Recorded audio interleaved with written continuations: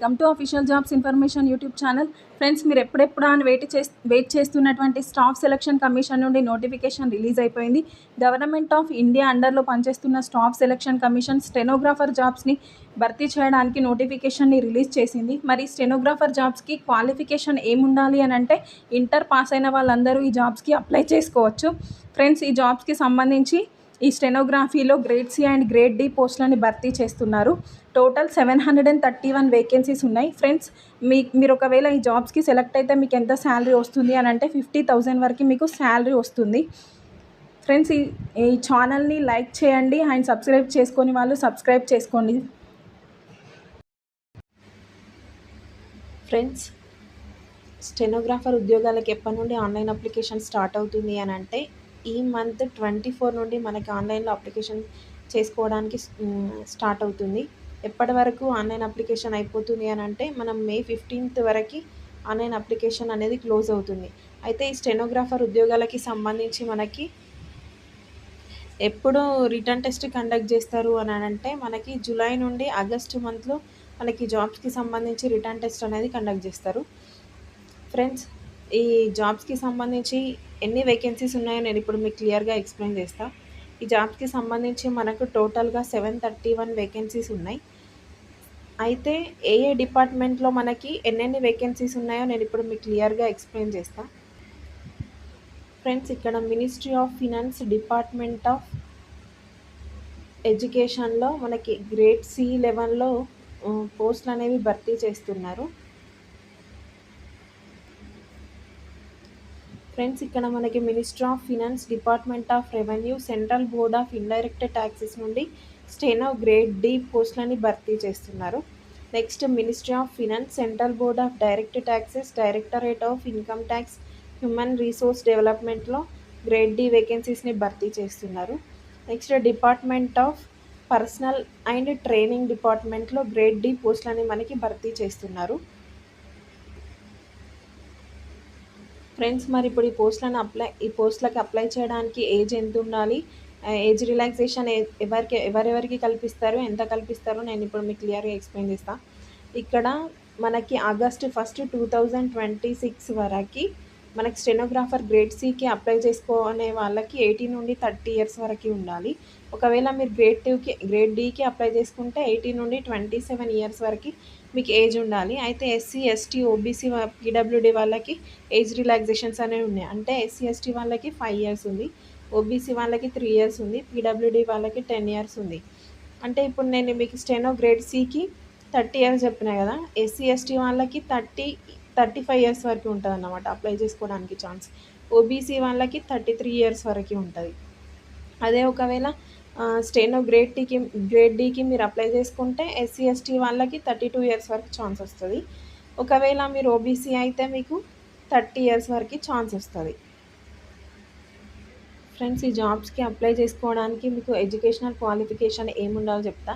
Candidates must have passed 12th standard or equivalent examination from a recognized board or university as on or before the cut off date అని ఇచ్చిండు.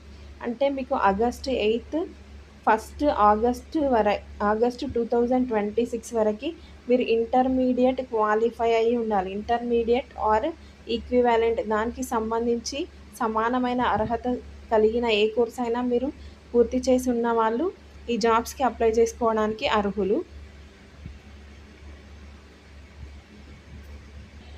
Friends, ఈ జాబ్స్కి సంబంధించి మీకు exam conduct చేస్తారు అని చెప్పాను కదా, ఎగ్జామ్తో పాటు మీకు స్కిల్ టెస్ట్ కూడా కండక్ట్ చేస్తారు. అంటే మీకు స్టెనోగ్రఫీలో వర్డ్స్ టైప్ చేయాల్సి ఉంటుంది. ఫస్ట్ ఎగ్జామ్ గురించి చూద్దాం. ఎగ్జామ్లో మనకి ఏమేమి టాపిక్స్ నుండి క్వశ్చన్స్ వస్తాయో నేను ఇప్పుడు మీకు క్లియర్గా ఎక్స్ప్లెయిన్ చేస్తాను. మీరు ఎవరైతే ఎగ్జామ్ని క్వాలిఫై అయిన తర్వాత మీకు కంపల్సరీ స్కిల్ టెస్ట్ పెట్టి స్కిల్ టెస్ట్లో క్వాలిఫై అయిన వాళ్ళని మాత్రమే రిక్రూట్ చేసుకుంటారు. ఫస్ట్ మీకు ఎగ్జామ్లో ఏమేమి టాపిక్స్ నుండి వస్తాయని అంటే జనరల్ ఇంటెలిజెన్స్ అండ్ రీజనింగ్ నుండి 50 క్వశ్చన్స్ వస్తాయి, 50 మార్క్స్. జనరల్ అవేర్నెస్ నుండి 50 క్వశ్చన్స్ వస్తాయి, 50 మార్క్స్. ఇంగ్లీష్ లాంగ్వేజ్ నుండి 100 క్వశ్చన్స్ వస్తాయి, 100 marks. Total 2 hours time duration ఉంటుంది. అయితే ఈచ్ సెక్షన్ ఇప్పుడు ఇక్కడ పార్ట్ 1, పార్ట్ 2, పార్ట్ 3కి ఎంత టైం డ్యూరేషన్ ఉంటుంది అని అంటే పార్ట్ 1కి 30 minutes టైం డ్యూరేషన్ ఉంటుంది, పార్ట్ 2కి కూడా 30 మినిట్స్ టైం అంటే మీకు 60 మినిట్స్ అయిపోయింది ఇక్కడ.